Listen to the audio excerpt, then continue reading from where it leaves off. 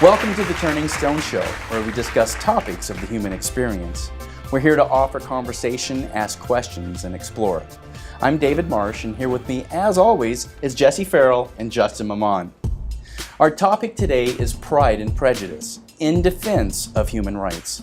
Our guest today is Bretton Barber. He's a defense attorney and has dedicated his career to helping people that need legal assistance.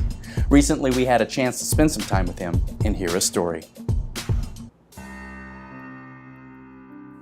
Two things happened to me when I was young that made me want to be an attorney, and I've always wanted to be an attorney ever since.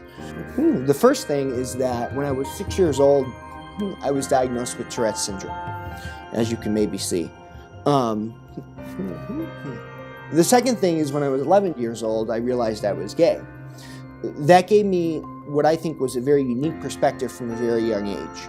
Because although maybe I couldn't articulate the thoughts at that point, what I saw happening around me and in our world that bothered me more than anything else, whether it was in school or on the front page of the newspaper, was when I saw some sort of fundamental unfairness. I experienced that myself as someone who has Tourette's syndrome. As a kid, I experienced it. I came out at a very young age, and I experienced a lot of the stigma that goes along with that. It just made sense that, of course, being an attorney is the way to go so I can do something about it. We speak of women's rights, for example, as women's rights, or we speak of equal rights when we talk about race. When we talk about disabled people, we talk about disabled people's rights. When we get into discussions about LGBT rights or women's rights, the rights of disabled people, we need to remember that there's a bigger picture here. And what that picture looks like is your rights as a human being, human rights. And it comes from the United Nations Declaration on Human Rights, which was adopted in the United Nations General Council in 1948, after almost 3 years of working on it. There were 48 votes to approve it, no votes against it. And essentially what that declaration says is that all human beings are conferred upon them by virtue of their humanity certain rights, the most basic of which is to be treated with dignity and to be treated with humanity.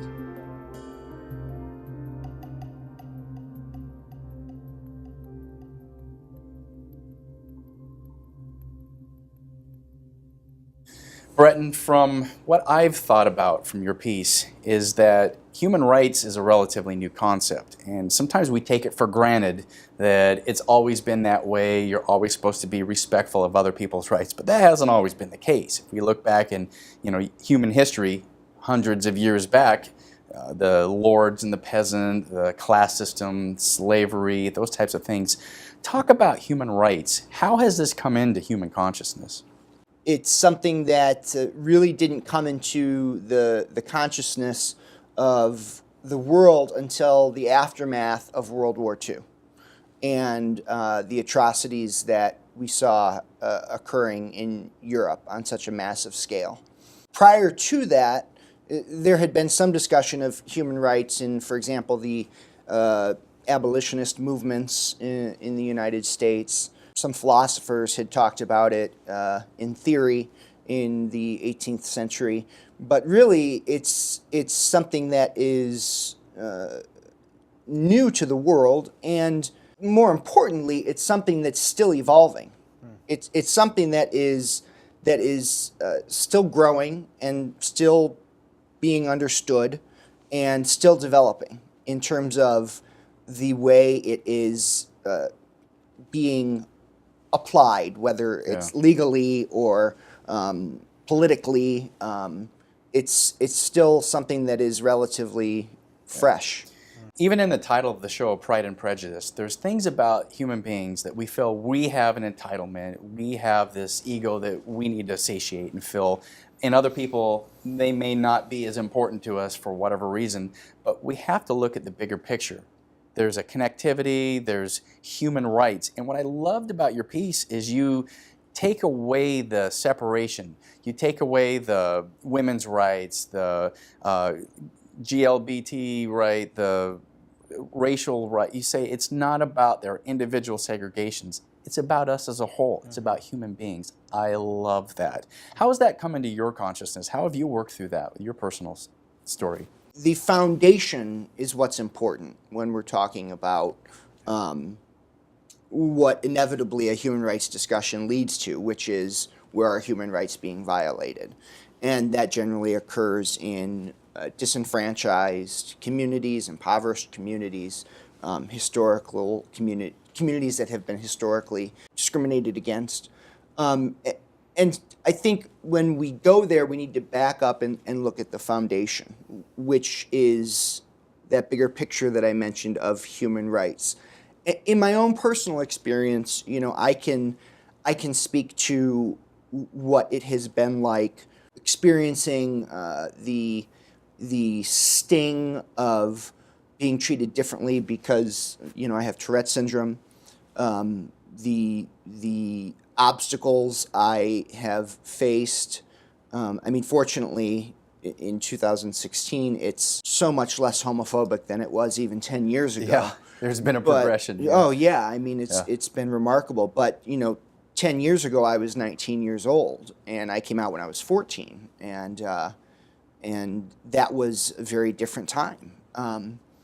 But I don't identify as someone who is discriminated against because I'm gay. I don't identify as a person with Tourette syndrome who has had to navigate certain obstacles.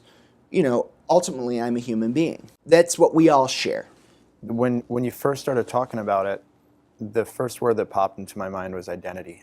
When I think about human rights and I think about all the different human rights groups, and when I think about what it means to have human rights, it means to have your dynamic humanness honored, right. Not just the part of you that society evaluates, however society evaluates that part of you or that part of your identity. How is it that you get people to see that bigger picture and see beyond the parts that they're identifying with? I like to express my viewpoint that whatever it is that is occurring based on someone's identity that is harmful, Yeah. it's shared. Let's talk contemporarily. When someone is murdered by the police and they are black, and it happens on an extremely disproportionate scale based on race, that family that is affected by that family that feels that pain, and perhaps that person whose human rights were violated, that pain is shared. When someone doesn't get a job because they're transgender, that discrimination hurts me just as much as it hurts that person, who I've never met or known. Right. When we recognize that, we're all in this together. Yeah, that's good. For better or worse, whether we like it or not, we can start talking about why human rights are so necessary. Yeah. And why it's so important to recognize that foundation that I talked about. Yeah, there's always a lot of fear. When people are unwilling to accept someone else, there's some fear there. Now, you shared with me that you do a lot of work with the LGBT community. Tell me about what you're doing here locally. To answer that question is difficult because I feel like to give you a direct answer, I need to broaden it a little bit. And that is that for so long, when people talked about LGBT rights, the focus of the conversation immediately went to marriage, right? In my opinion, the LGBT rights movement, that is the need to recognize the human rights of LGBT individuals, was hijacked by a certain group of people who felt that marriage equality was the most important thing. And quite frankly, I became somewhat disenchanted with that movement. Not because I think that marriage equality is something that's not important, but because I think that there are other fights that need to be fought that are more important. Yeah. Let me give you an example, and then I'll explain what I'm doing. Not everybody is going to get married, right? I mean, it's just not everybody's going to do it, Yep. Especially now. especially now. Yep. Right. If we focus all our resources, as we did, on marriage equality, ultimately we are, yes, symbolically, we achieved something great. But at the end of the day, what did we accomplish? We accomplished something that is going to affect probably a minority of the LGBT community. And what I mean by that is gay people get married at even lesser rates than straight people. You know, we put so much energy into fighting for this right that many people will never exercise. How many LGBT people do you think are going to need to, at some point in their lifetimes, work? Good. Right. Yeah. Probably, I would say, over 99%. Yeah. Right? I mean, unless you are disabled or unless you are someone who is fortunate enough to not need to work, Sure. you're going to need to work. Yeah. However, it would be a surprise to most people when I tell them I could have a job in the state of Arizona and I could walk into work one day and my boss could come up to me and say, Bretton, because you're gay, or because I think you're gay, you're fired. And I would have absolutely no recourse. I wouldn't be able to go into any courtroom and address that issue. Yeah. And so what I'm doing and what I'm focusing on is trying to be a part of the movement that, now that gay marriage is sort of out of the way, to be part of the movement that is going to look at these other areas that are extremely important, like employment discrimination, where in 30 states the circumstance I just described is the same. Wow. Right. And locally, what that means is, number one, getting the private sector to get on board, which we've had a lot of luck with. And that is getting corporations, small businesses, organizations to incorporate into their policies and procedures prohibitions against discrimination. Because that way, if, even though there's no law that's in place, if someone faces discrimination, they can use those internal policies and procedures as a sword to protect themselves. What we're ultimately trying to accomplish on a national level is the passage of what's called ENDA, the Employment Non-Discrimination Act. And what that would do is amend the Civil Rights Act of 1964, which was passed 52 years ago this month, which was largely a result of the human rights movements that began in the 40s, which, you know, very famously prohibited discrimination in public accommodations, in employment, in government services, based on race, based on religion, based on gender, and to amend that to include sexual orientation and gender identity. So that way, if you are in the United States or under its jurisdiction, and the scenario I just laid out happens, you would have a legal recourse. And I think that that's very important because human rights, as I described, they're not granted to us. They can't be traded or sold. And this was a radical notion when it was proposed. Human rights exist by virtue of being a human being. Yeah, that's great. They transcend borders, races, ideologies.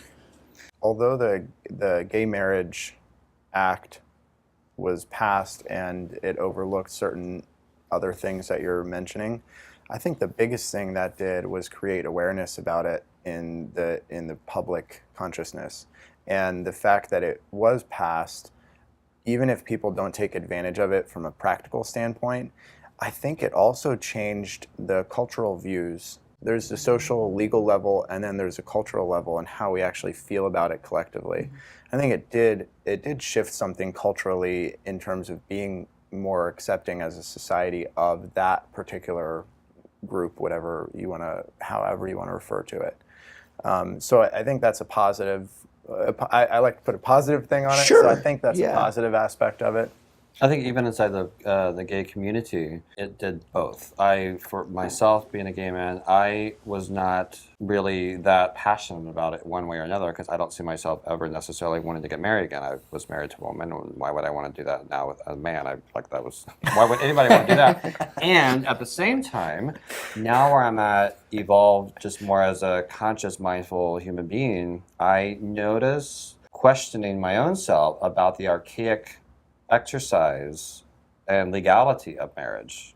I was showering not long ago in the morning, and when I had this thought, I was like, God, it's almost like the LGBT community actually put themselves back in the closet in an archaic society of stepping into this legalization of marriage, and at the same time, it provided many, many benefits.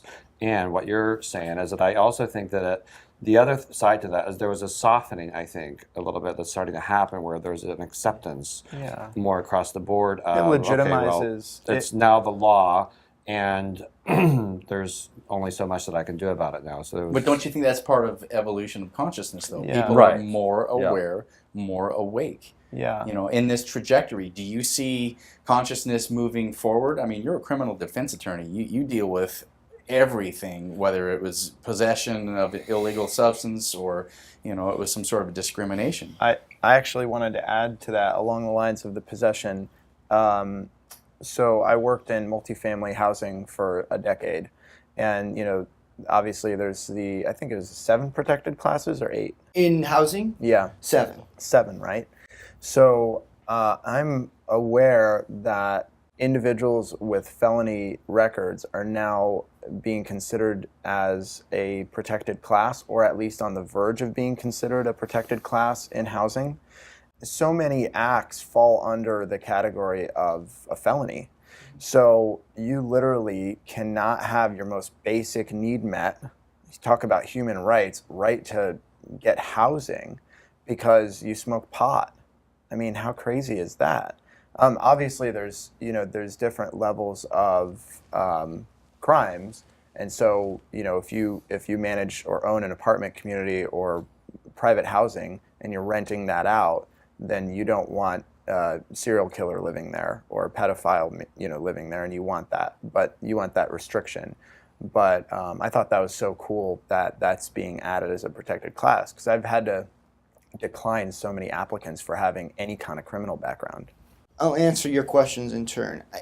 To answer your question, I think that, the arc of history is in our favor in terms of moving forward with human rights being recognized and codified. And what I mean by that is that, like I said, human rights exist independent of any governmental structure, of any laws.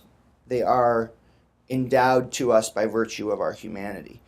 However, as the United Nations Declaration on Human Rights explains, it is the duty of governments and institutions, largely through policymaking, to ensure that those human rights that already exist are protected.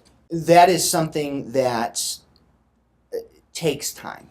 Like I said, we are 52 years away from the passage of the Civil Rights Act of 1964. But we still have systemic issues of racism when it comes to employment, which segues into your question, where we have essentially a class of citizens who enjoy a lesser status because they have criminal convictions. And it's not a coincidence that they are disproportionately racial minorities and economically repressed. Do I think that in terms of greater consciousness, there is a recognition of all of these problems and issues? Yes, I do. We see it in the policy discussions in in the national debates, and we see it coming to pressure point in certain areas. That being said, it takes a long time. It takes a really long time. Yeah. And to just emphasize, what you raised, which was something I hope was brought up, was that the collateral consequences of a criminal conviction are extraordinary. People do not realize what a criminal conviction, even a misdemeanor conviction, can do to someone. And when you give an 18-year-old or a 19-year-old a felony record, I mean, their lives are now changed forever. You saw it in people being able to get housing, student loans. I could go on and on. Not being able to vote. We are moving in the right direction. When you said that, it just reminded me of one of the things out of the Orlando shooting was the lack of blood that was available. And again, right there is a right that is not available, and for very strong reasoning that a right is not available for the gay community to be able to donate or give blood. And when I started hearing just the debate of being able to open that up to be able look at how much blood can be donated that's not able to be donated in situations like Orlando that could have been really supportive of that community as with what they were going through. I get really Excuse moved my by ignorance. it. You're saying if you're identified as a gay person, you cannot donate blood. Correct. Didn't even know that. Yeah, when I was 16 years old, our high school had a blood drive. Yeah, This is a law? This is a regulation. With protocol. This is a Policy? regulation Yeah. promulgated by the Food and Drug Administration, which Oh my controls the blood supply. I'll never forget when No I was idea. 16 years old, my high school had a blood drive, and I was, I had been out for years by then, and I went to go give blood, and one of the questions was, have you ever had sexual contact with another male? Serious? That's a legitimate question? It's a question that's, have you been to any, countries that are listed? Have you had a tattoo? Wow. And I said, well, what is sexual contact? And, the nurses got out the the manuals and everything, and looked it up, and they said, anything that goes and includes beyond kissing. So what they were telling me is if you've kissed another man, you can't give blood. And I checked the yes box, and they said, thank you very much, but you can't give blood. And also, just so you know, your name is now in a database. So don't ever try and give blood because it'll just be thrown away. Oh my God. And So that's almost dehumanizing then at that very level at 16 years old. you can imagine. Wow. Yeah. And that's a regulation, as you pointed out, that still is in existence today. They have changed it to allow gay people to give blood if they've been abstinent for 1 year. Wow. Which I don't know is more humiliating. Yeah. That You haven't had a date in the a all-out ban or The ban on admitting sex that you ed. haven't been laid in a year. I'm Wow. not sure. Wow. What I am noticing, God. anytime that I'm in a conversation like this, I notice myself, like just in my body, how different I feel in this conversation than other conversations. And anytime, I think also growing up gay, being very different, I was really thinking about this, today as I was getting ready, is how much was my life impacted by that I was just very different as a young child in my own speaking, and how much I've accepted that now that I am very different. Like, I take away me being gay or whatever, I'm still just very different. And even inside of my community of friends, I'm still like, there's a particular stigma that I will have about certain topics that will or will not come up. So I was really taking that back even further. I was really noticing, like, well, what was it so much growing up? Because I was always bullied. And what were the things that I was bullied about? And, was it how my hair was cut? Or was it that I had a cleft lip? Or was it that my parents were poor? Or, what was it besides being gay? And so it really So what I noticed in this conversation is how we can even break that down just to the day-to-day, like just the little things that, especially with kids in school, how much we strip away our human rights with each other by the things that we say and the things that we do that are so harmful and hurtful, and really then create the behaviors and the patterns that we begin to take on into adulthood, and how we then interact with our communities and our society based on those things that are said as young adults that we're not even, or young children that we're not even aware of. And so I was thinking this morning as we were preparing, is so much of my life, how much that's impacted. And then now being in the side of this conversation today, just noticed myself several times, one, being so sensitive that like my heart is heavy, and also like feeling the pain. I'm so sensitive to be able to feel the pain of what others are experiencing in the lack of human rights, that it makes me want to cry. And so how do you, I guess the question is like, you live and experience this day to day. It's something that you like, it's something that you do live with. And so how do you go into the conversation with people, especially when their rights are being taken away and they have become a victim to society or their circumstances? What kind of a conversation do you start to have with someone to let them know that they're all right and that they're connected and we're all in this together and you're not alone in what you're experiencing or dealing with? You have to meet people where they're at. And what I mean by that is if it's a situation, let's say professionally, where someone is facing the prospect of maybe needing to plead guilty to a crime that's going to have the consequences we talked about or something like that. It's not so much about getting them to understand why things are the way they are. It's more of a conversation of, unfortunately, this is the way it is. And it's just dead wrong that you're in the position that you're in. But you're in the position that you're in. So there's like an acceptance. And it's exactly. It's a compassionate conversation where it's one of trying to get acceptance of what's happening. And then also, I always like to, not because I think it's fanciful, but I always like to inject some hope into that conversation. In that, this does not mean that your life is over. Yeah. It means things might get a little bit harder, but that does not mean that you are done for. And taking it out of that conversation, of a more professional conversation with a client, for example, and moving into, and maybe this is what you were getting at, just other people, everyday people, is, you talked about your experience growing up and the experiences of many people today who are bullied. I would say two things to you and to people I have this conversation with in the wake of the Orlando shootings. First of all, myself included, we can all be better teachers. I'm sitting with three people who I think are very evolved and who I think have a consciousness that is mindful, but I'm sure you all could be better teachers. Mm-hmm.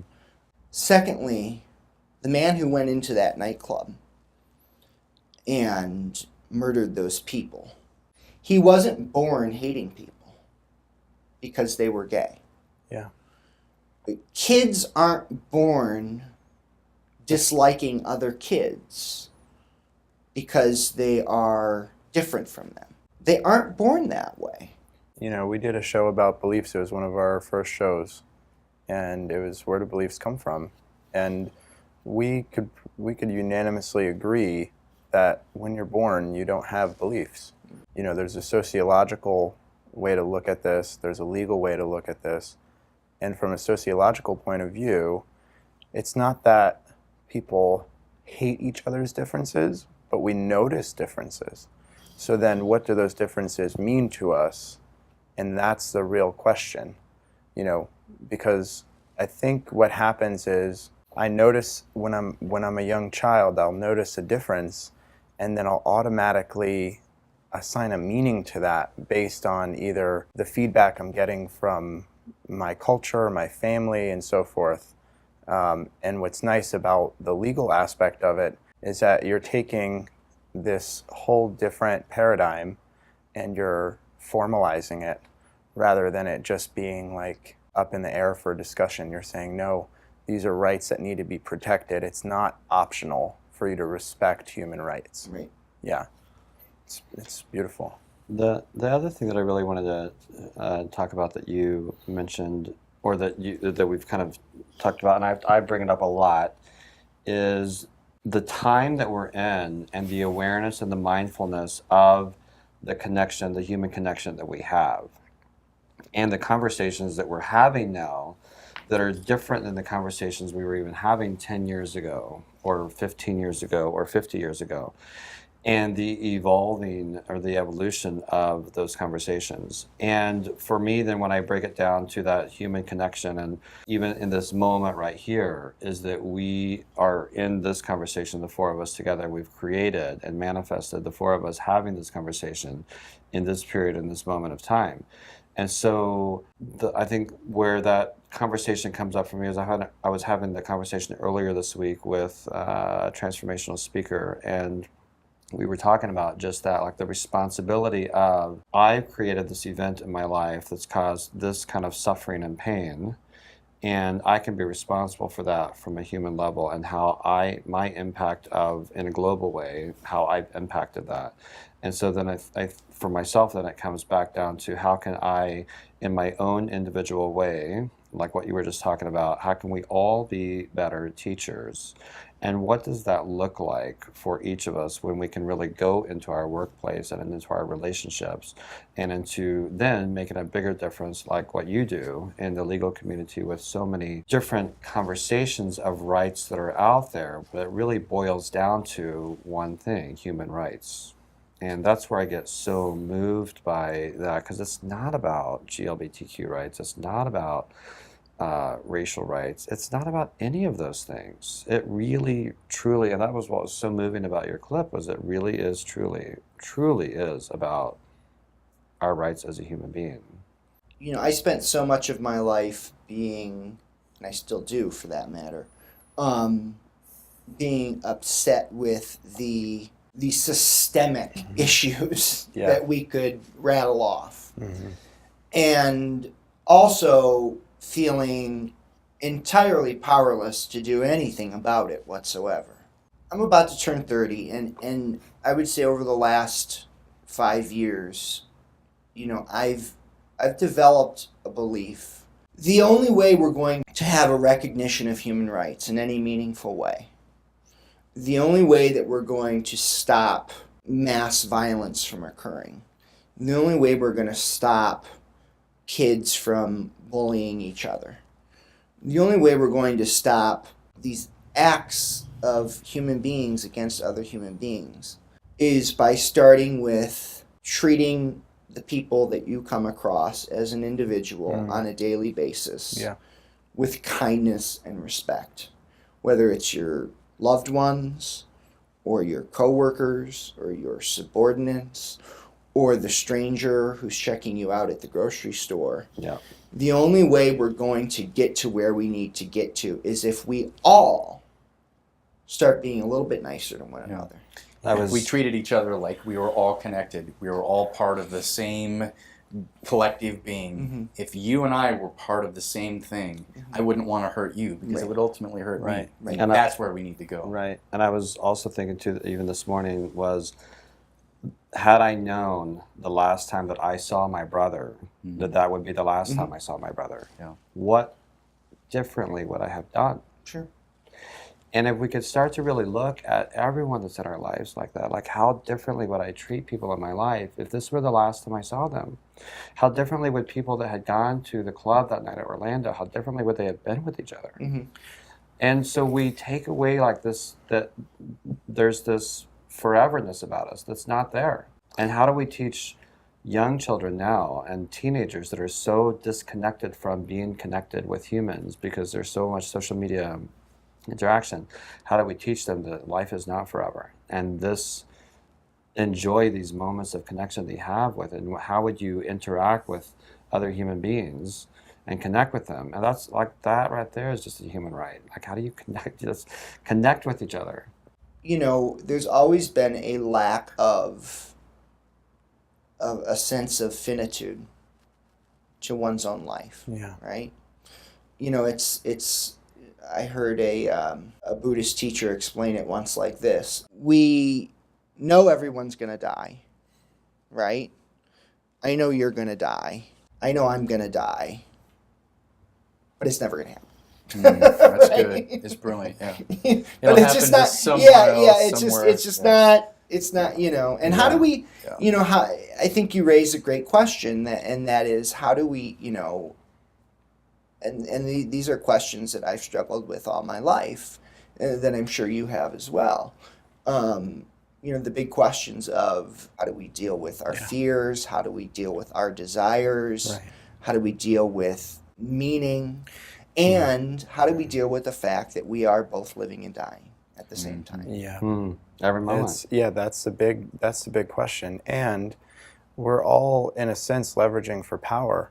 And that's underlying it. You talked about being kind to your subordinate and being kind. So immediately that raised the question of, well, why do people's rights get exploited in the first place? In my mind, I feel like in a way we're all leveraging for power and we're all leveraging to have a voice. The weaker amongst us or the more disenfranchised among us are always going to be exploited to some degree. Mm-hmm. I don't know that leveraging for power ever is going to change. So it's a matter of each group having a voice, right? Mm-hmm. And I always think of as a dad, children, we have all of these disenfranchised groups, but I feel like children are the most disenfranchised group because they're the most vulnerable, and truly there is no voice. They have, there's no lobbyists. Yeah, there's not a 10-year-old child no that's vote to forming. get. Right. How do you really get around that fact that we're always going to be leveraging for power within our society? Well, let's take it a step further. And how do you get around the fact that we're always going to be leveraging for power in our world? Right. Because we can look at our own society and recognize the inequities and the human rights violations that are occurring. Right. But let's talk about the fact that in over 10 countries, you can be imprisoned or executed for being gay. Yeah. Right? There's whole other levels. So, let's talk about the fact that in many countries, you can be executed for possessing drugs. Right. And I think what it takes is two things. Number one, being honest at those levels. And number two, not being afraid, and this is getting into, the realm of international relations and world politics, but not being afraid as a country to stand up and say, what you are doing is wrong. Mm-hmm. Hillary Clinton, as Secretary of State in 2010, went to Geneva and gave a speech to all the representatives of the United Nations. And she said very famously, gay rights are human rights and human rights are gay rights. And in that conversation, in that speech, she explored the realities that where some of the most severe treatments of LGBT individuals exist. Saudi Arabia, right, for example, our partners in peace, right? And Brutus was an honorable man. But anyways, she recognizes that a lot of countries have these laws and policies in place because of deeply held spiritual, right, religious, and cultural beliefs. Right. But then she went back to that all might be true, but these are human beings that, by virtue of being human beings, have rights that trump those beliefs, that trump those cultural attitudes.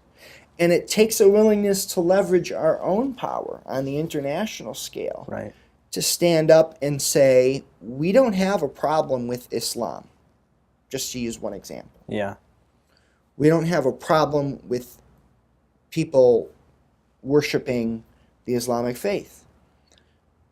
In fact, it's a human right to be able to worship or not worship, whatever you want to or don't want to. It's not okay to use your religion to subjugate women on a massive scale. You know, there's so much fear around, you know, being Islamophobic, right? And you know, we're not being tolerant. But I don't see anything wrong with, as the most powerful country in the world, standing up and saying, whether it's based in your religion or whether it's based in your culture or whether it's based in your societal attitudes, it's wrong. I completely agree. We've talked about that on the show, where we've talked about religious tolerance and how that's such a fine line. Right. Because, you know, worshiping the religion is one thing, and then if the religion includes within its doctrine that, you know, like you said, harming other people is part of that, or part of that interpretation, then it's just like telling a child, hey, you're not wrong, but your behavior is wrong. And it's the same thing you're telling to that culture or that religion. You know, the United States as a nation, is it true? I think I've heard we have the highest per capita incarceration rate in the world. By far. By far. So 692 for every 100,000. Wow. That's mind-blowing. So what does that say about us as a nation, as a society? And then if that is part of our social and cultural value system, how then do we go around policing the world and telling the world that they're doing things that are you know, wrong or that are violating human rights? Where does our part in it play as far as the human rights movement? Well, I think, like I said, it's about having an honest conversation. And one of the interesting things is that if are so inclined to listen to that speech that Hillary Clinton gave in 2010, it's a 30-minute speech, and it's really phenomenal. She addresses that head on. And she says, I am essentially not ignorant to the fact that my own country does not get an A+ score on this issue, and that we have historically had problems, and that we continue to have problems in this area. She was specifically speaking about gay rights, but it's true with, you know, the rights of anyone. You can be vulnerable as an individual when you have that conversation by saying, hey, I'm not perfect either. Right. And you can be vulnerable as a country by saying, look, we're not saying we've got it down and that we're perfect. Yeah. It would be difficult for anyone not to argue that the greatest civil rights accomplishment of the 20th century was the passage of the Americans with Disabilities Act in 1991. I mean, that was breathtaking, the scope of that. And so little talked about compared to Right. other major Yeah. issues. So little talked about. And when the writers of the Declaration of Human Rights were writing that, they weren't thinking about disabled people, but they framed it in a way, and it's a very easy to read document, they framed it in a way that said, this is the beginning of the conversation. Oh, yeah. Because we know that there are things that we're not thinking about, that we can't think about, that aren't presenting themselves. What about another thing that we've talked about on the show? And I'm sorry, go just ahead. a shout out to Eleanor Roosevelt, because she was the lead drafter of the Universal Declaration. Oh, wow. That was funny. I thought you were going to give a shout out to like someone you know, like shout out Eleanor. Anytime I can bring Eleanor Roosevelt into a conversation. I try and do so. That's awesome.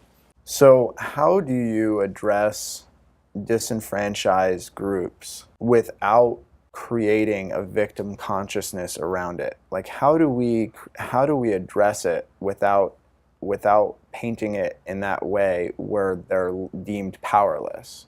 You look at just about any group where we think of, historical disenfranchisement, historical discrimination, whether it's the poor or religious minorities,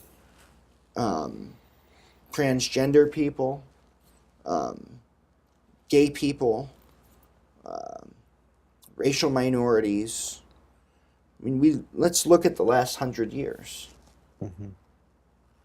Every one of those groups, on balance, Yeah. we've moved forward. Oh, yeah. So I would say that the way to escape the victim mentality is to recognize that you're not helpless, and history shows that. The Civil Rights Act of 1964, which simply said, you can't fire someone because they're black, and if you open up a business, you can't deny service to someone because they are black. It took 100 years after the end of the Civil War to pass that law. Wow. Bretton, it's been a pleasure having you on the show today. Thank you. You're bringing awareness to all of the issues that we've talked about today. You're bringing a heart of compassion. Your contact information is barberlawgroup.com. Mm-hmm. And if you're in the Phoenix area and you're in need of legal assistance, Bretton's a very accomplished criminal defense attorney, and you're welcome to contact him. So again, thank you for being on the show. It's been a great Thank you so conversation. much for having me. Yeah. Now is the part of the show where we like to have a turning stone, something to set your intention for the week. And with today's turning stone, we go to Jesse. The question to practice this week is, what does your soul desire to experience in this moment, and in this moment of time that would have it be fulfilled? And so today's topic is really, I think when you stop and when you think about it in many, many levels, you can really look at your own self as, where do you have biases in your life? Where do you have prejudices in your life that you maybe have become so unconscious of? So this week, your Turning Stones assignment this week is to look at, where do you have biases in your life? Where do you have prejudice? Is if you're walking at home at night on a dark street and there was a young black person behind you wearing a hoodie and he's walking rapidly, how would you feel? How would you react to that? Or if your son or daughter came home and told you that they were gay, what would your prejudices be around that? How would you be accepting of that? Would you have biases around it? And so look and notice, even buying coffee at different coffee shops, like the person behind the counter, I noticed for myself, that's where I really look at connecting to customer service. There's another human being right there, and they have their rights and their experience and their journey, where they're journeying, and what kind of prejudices do I have based on where they're working. And so that's to look at this week, and then take it to the next level is, how can you connect with that person? How can you connect with their human being, you're a human being, and now you are here together experiencing something together, and how can you enlarge that connection that you have with each other? And so this week, take a look at that and see what you can bring out of the closet, so to speak, and share the connection of love that we all richly desire. And remember, this is a show about questions and questioning. It is not a show about answers. Nothing we say here is the truth. It is up to each of us to discover our own truth. Join us each week on The Turning Stone Show as we continue the journey of conversations. Subscribe and get in touch with us. Stay connected and join in the conversation.